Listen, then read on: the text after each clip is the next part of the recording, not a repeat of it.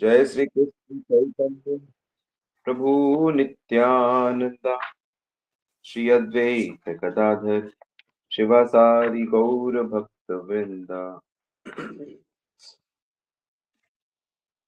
हरे कृष्ण कृष्ण कृष्ण हरे हरे, हरे राम राम राम हरे हरे।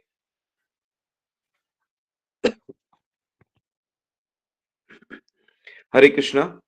सभी का बहुत बहुत स्वागत है नित्य श्रवण की कथा में। तो जीवन तब कहा जाता है जब जीवन जीवित होते हैं।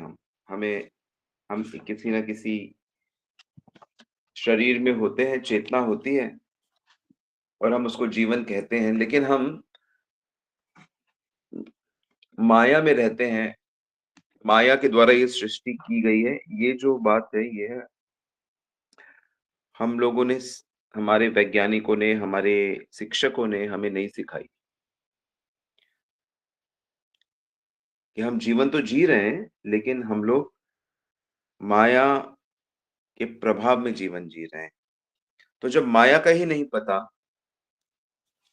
तो माया से अलग जो एक सत्ता है, एक अलग एग्जिस्टेंस है, एक अलग प्रकृति है, उसका तो बिल्कुल ही ज्ञान नहीं है।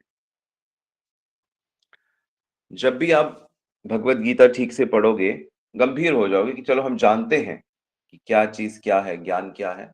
तो आपको बहुत ही जल्दी ये बात गीता में आ जाती है कि दो तरह की प्रकृति होती है। एक जड़ प्रकृति होती है और एक दिव्य प्रकृति होती है।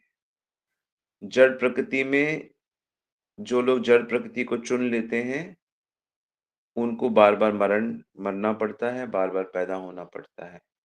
मरना मतलब अपने सभी लोगों से बिछड़ना है, और पैदा होने का मतलब है कि नए नए संबंध बनाना है। फिर वो संबंध जब तक बनेंगे, पक्के होंगे, जब तक उसमें कोई बात आएगी, मिठास आएगी, तब तक जाने का समय होगा। लेकिन इसके विपरीत जो भगवान की दिव्य प्रकृति होती है, उसमें इस तरह जन्म मरण नहीं होता। पहली बात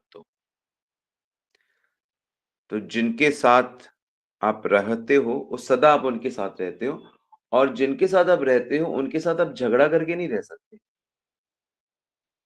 आप ये सोचो कि अगर जिनके साथ रहते हैं, हमेशा उनके साथ रहना, और अगर वो उनसे हमारा झगड़ा हो जाए, क्योंकि जो झगड़ने वाली जो बात है, वो माया के अंदर हो सकती है। माया के बाहर आध्यात्मिक जगत में झगड़ने वाली बात हो नहीं सकती। प्रेम वाली ही बात होगी, और झगड़ा भी होगा तो प्रेम का झगड़ा।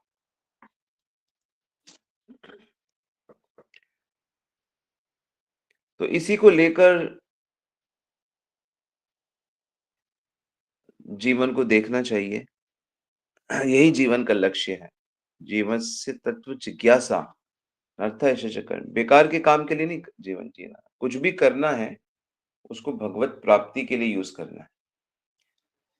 आपके पास जो भी चीजें आपके कंट्रोल में है, कुछ पैसा, कुछ जमीन, कुछ ज्ञान, कुछ हुनर, कुछ परिवार के सदस्य, कुछ डिग्री, जो भी आपके, उसकी मदद से आप भगवत प्राप्ति करने की कोशिश करो। तो जो हमारा देश है, ये भगवत प्राप्ति का स्थान है।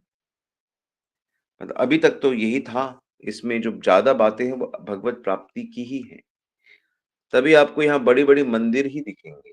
पुराने जो आप जाओगे, देखोगे, अनेक-अनेक मंदिर, ग्रंथ मिलेंगे, वेद मिलेंगे, पुराने संस्कार मिलेंगे, क्योंकि ये देश भगवत प्राप्ति का देश माना गया है। दूसरे-दूसरे देशों, ज़मीनों की जो कहानियाँ हैं, वो दूसरी तरह की हैं, वो आध्यात्मिक नहीं है। तो भगवान की प्राप्ति बहुत सरल होती है वैसे। जो प्राप्ति करना चाहता है, उसके लिए सरल होती है। जो प्राप्ति के लिए गंभीर नहीं है, उसके लिए मुश्किल होती है। क्या है भगवत प्राप्ति का रास्ता? कुछ नहीं, बस समर्पण करना है भगवान को, उनके हिसाब से चलना है। समर्पण करना है ना भगवान को, समर्पण करना है, उनके हिसाब से जीना है, उनके हिसाब से बोलना है, जो उन्होंने जैसे उन्होंने इंस्ट्रक्शन दी है, उनके हिसाब से सेवा करनी है, उनके हिसाब से मेहनत करनी है, उनके हिसाब से सोचना, जैसे उन्होंने कहा ऐसे सोचना है, ऐसे देखना है, ऐसे बोलना है।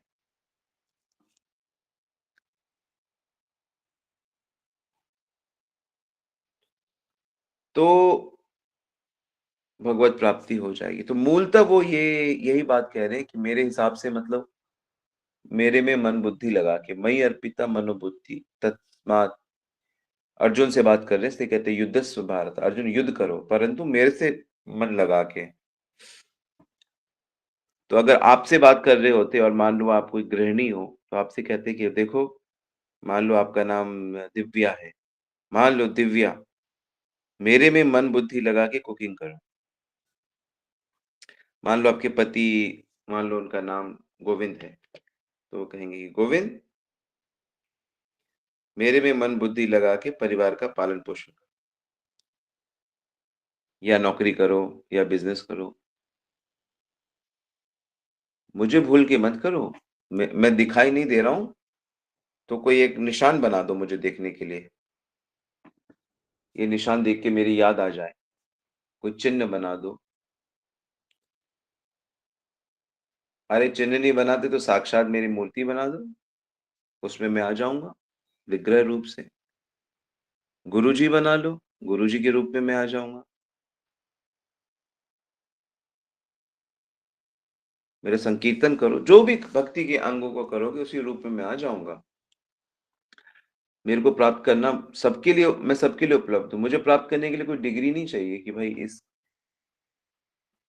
एमए होना चाहिए, एमबीए होना चाहिए, या मास्टर ऑफ फिलॉसफी होना चाहिए, या संगीतज्ञ होना चाहिए, या सेहत बिल्कुल स्वास्थ्य ठीक होना चाहिए। ऐसा कुछ नहीं है। मुझे प्राप्त करने के लिए तुम्हारे संसार की कोई भी उपलब्धि, उपाधि नहीं चाहिए। इनफैक्ट उनको छोड़कर आओ मेरे पास। अगर हैं तो भी ठीक है, लेकिन नहीं है तो भी ठीक है। सर्व उपाधि विनिर्मुक्त्वम। तो ब इतनी सारी कथाएँ हैं, इतने सारे भक्तों का जीवन चरित्र है। जैसे एक धन्ना जाट का नाम आता है, धन्ना जाट, जाट तो आप जानते ही हो। धन्ना जाट थे, उनके पिताजी तो बड़े भक्त थे, साधुओं की सेवा करते थे, हृदय बड़ा शुद्ध था। एक साधारण किसान थे, पढ़े-लिखे तो ज़्यादा नहीं थे, पर श्रद्धा बड़ी थी। अक्सर साधु लोग उनके यहाँ आके 2-3 दिन रुक जाते थे, और धन्ना तब छोटा था। तो जब वो छोटा था 5 साल का, तो उनके घर में एक ब्राह्मण आए, और ब्राह्मण को उन्होंने अपने हाथों से पानी निकाल-निकाल कर स्नान कराया। तो ब्राह्मण बड़े प्रसन्न हो गए कि इतने छोटा बालक कितनी अच्छी सेवा कर रहा है। तो उसको अपनी अपनी झोली से निकाल कर एक शालिग्राम शिला दी। गंडकी नदी में शालिग्राम शिला होती है, नेपाल में बहती है। तो वो शिला को कृष्ण का रूप माना जाता है। और कहा बालक को, बालक देखने लगा, कहा पंडित जी ये मूर्ति बड़ी सुंदर है, मैं ले लूँ? पूजा भी करूँगा। तो बालक तो हठ करने लगा, पंडित जी दे दो, दे दो, दे दो। तो पंडित ने क्या किया, बगल से ना एक काला पत्थर उठा लिया, शालिग्राम नहीं, और कहा बेटा ये भगवान तुम्हारे हैं, इनकी पूजा करो। शालिग्राम नहीं दिए। तो धन्ना को बड़ी प्रसन्नता हुई कि मेरे को पंडित जी ने ऐसे दे दिए, कहा ये मेरे भगवान हैं। कभी वो उनको अपने सर पे रखता, कभी दिल से लगाता, खेलता कूद खेलना कूदना भूल गया, और भगवान की पूजा में लग गया। तो मन लगा दिया उसने। वास्तव में बचपन एक बड़ा सुनहरा मौका होता है। बचपन में अभी जवानी की उमंगे तरंगे जगी नहीं होती हैं। तो बचपन में बालक बालिका एक फूल की जैसी होती, कली जैसे एकदम प्योर। उस समय पे जो संस्कार डाल दिया जाता है ना, वो गहरा पड़ता है। बड़ा गहरा पड़ता है। इसीलिए हमें अपने बच्चों को कम से कम भक्ति की ओर चलना, ये संस्कार डाल दो। मतलब श्रवण, कीर्तन, स्मरण, सेवा, ये सब का संस्कार डालना है, ऐसा माहौल बनाना है। तो अब धन्ना तो सवेरे स्नान करके अपने भगवान को भी नहलाने लगा। चंदन तो था नहीं पास में, मिट्टी का ही तिलक लगा देता था। तुलसी दल नहीं थी तो हरे-भरे पत्ते चढ़ा देता था। जो भी फूल मिलते थे थोड़े बहुत उसको दिया, दीपक कभी मिल जाता तो जला देता। मतलब प्रेम से हाथ जोड़कर दोपहर को उसकी माँ जो बाजरे की रोटी बनाती थी, वही भगवान को खिला देता था, भोग लगा देता था। रोटियाँ रख देता था, आँखें बंद कर लेता था और बीच-बीच में आँखें खोल-खोल के देखता था कि भगवान खा रहे कि नहीं खा रहे? नहीं खा रहे तो हाथ जोड़कर और प्रार्थना करता था और सोचता था भगवान आप खा नहीं रहे, आप मेरे से नाराज़ हो क्या? मेरी दी हुई रोटी नहीं खा रहे। तो भगवान नहीं खा रहे और मैं कैसे खा लूँ फिर? तो कई बार धन्ना क्या करता था, रोटियाँ फेंक देता था जंगल में। ऐसे कई दिन जब भगवान नहीं खा रहे थे, तो धन्ना उपवास कर लेता था और शरीर दुर्बल हो रहा था। माता-पिता को समझ नहीं आ रहा था बालक को क्या हुआ है। तो धन्ना को एक ही दुःख था कि भगवान खाते नहीं है, मुझसे नहीं खाते। मैंने सुना है कि भगवान खाते हैं, भोग लगाते हैं। सरल बालक था, ठाकुर जी से नाराज़ हो गया।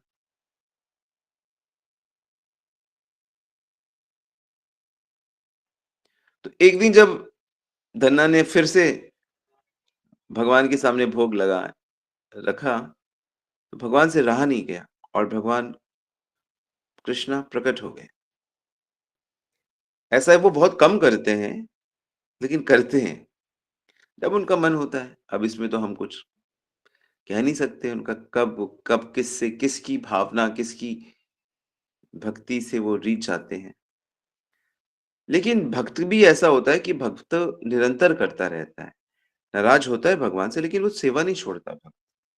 तो धन्ना ने ऐसे नहीं कि नहीं खाते जाओ हम नहीं खिलाएँगे आप।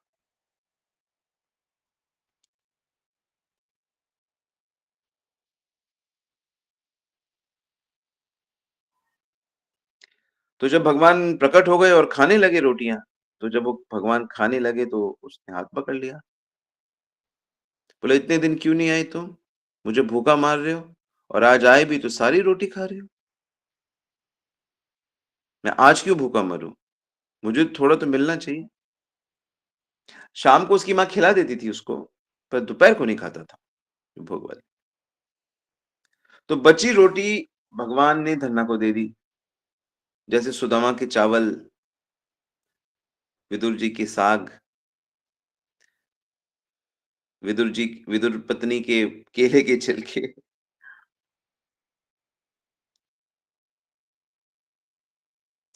जैसे भीलनी के शेर, शबरी के बेर। भगवान का जो स्वभाव है बड़ा मीठा स्वभाव है, बड़ा मतलब कोई भी सच्चा व्यक्ति हो ना वो उनसे एक बार मिलेगा ना उसके बिना रह नहीं पाएगा। ये भगवान की स्वीटनेस है। प्रेम के भूखे हैं श्री कृष्ण। कृष्ण को भूख लगती है पर प्रेम की भूख लगती है। तो अब तो भगवान को धन्ना जात की बाजरे की रोटी का स्वाद लग गया, अब तो रोज आने लगे। नियमित रूप से नियमित रूप से उसके पास आते थे। अब जैसे-जैसे बालक बड़ा होने लगा, उस तो नेचुरली स्वभाव बचपना जाने लगा, गंभीरता आने लगी। तो भगवान बाल क्रीड़ा भगवान भी फिर नहीं करते।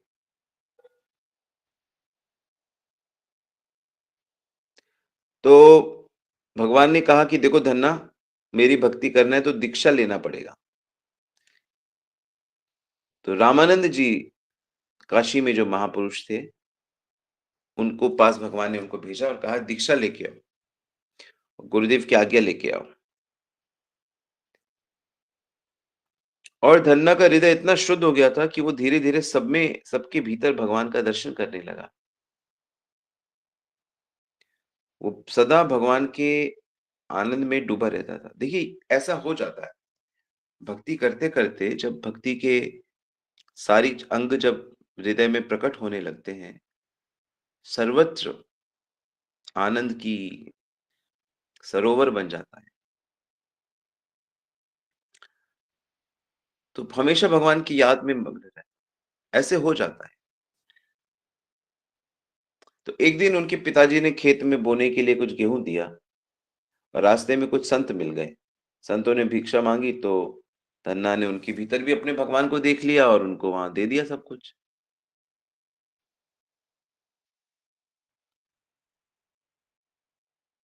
जब उनके पिता को पता लगा कि सारा गेहूँ उसने भक्तों को दे दिया है, तो बड़े दुखी हुए, परेशान हुए।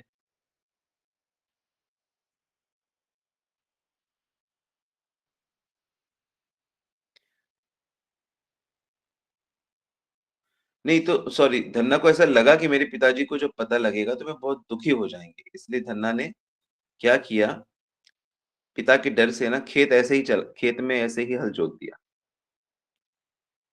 कि जैसे मैंने गेहूँ लगा दिए हों और घर आके कुछ बोला नहीं।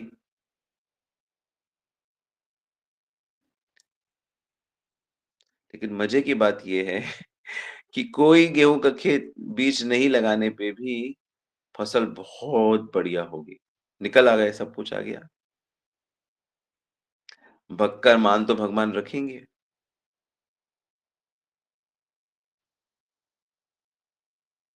पृथ्वी देवी जो महान भक्त है कृष्ण की, पृथ्वी देने लगी सब कुछ। ऐसा खेती फसल हुई कि किसी ने कभी उसकी फसल नहीं देखी। तो धन्ना को लग रहा था कि लोग आके बताते थे कि वो मज़ाक उड़ा रही क्योंकि उसने तो कुछ बोआ नहीं था। और जब वो एक दिन खेत देखने गया तो वो भी दंग रह गया और भगवान का नाम ले लेके गाने लगा। तो मैं ऐसा नहीं कह रहा कि सबके जीवन में सबको चमत्कार देखना चाहिए, चमत्कार, लेकिन जब हम अंदर से भगवान को समर्पित होते हैं और किंचित हमारा मन अच्छे से भगवान में लग जाता है, तो चमत्कार ही चमत्कार जीवन लगता है। दूसरे लोगों को नहीं लगे, एक एक खेत देखकर खुश हो रहा है, वो सोचेगा ऐसे ही, पर उसको क्या पता कि ये खेत में बीज ही नहीं डाले थे इसने। तो कन्हैया की जो लीलाएँ होती हैं अभी भी, वो लीलाएँ सब लोग नहीं सुन सकते, देख सकते। वो केवल उनके भक्त ही उसको समझ सकते हैं। इसलिए हमारे लिए बहुत ज़रूरी है कि हम भगवान की भक्ति बहुत अच्छे से करें। तो धन्ना जाट जैसे अनपढ़, गँवार, बेपढ़े-लिखे बालक को भी जब परम भगवान श्री कृष्ण की प्राप्ति हो गई, तो आप लोगों को भगवत प्राप्ति ना हो इसमें कौन-सी बड़ी बात है? अगर आप थोड़ी-सी सावधानी रखकर मन बुद्धि को भगवान को देने का प्रयास करो और उन्हीं से प्रार्थना करो कि कैसे दें आपको मन, तो वही रास्ता दिखा देंगे। उन्हीं से सीखो, भगवान कृष्ण से ही सीखो, हृदय में बैठे कृष्ण से सीखो। ऐसे धन्ना जाट ने बड़ी सरल भावना से भगवत प्राप्ति कर ली।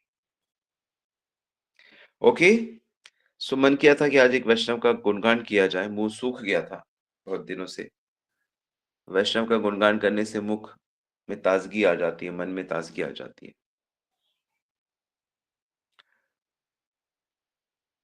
सो सब कोई भगवत प्राप्ति कर सकते हैं, ठीक है? हरे कृष्णा। श्रील प्रभुपाद की जय, श्री गुरु महाराज की जय। तो आज की क्लास यहीं तक।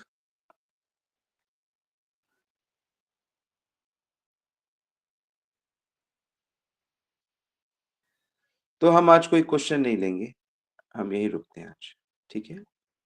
श्रील प्रभुपाद की जय, श्री गुरु महाराज की जय। गॉड प्रेमानंद। आशा करता हूँ आपको ये कथा अच्छी लगी होगी धन्ना जाट जी की। इसको बाद में फिर बहुत डिटेल में भी हम डिस्कस करेंगे।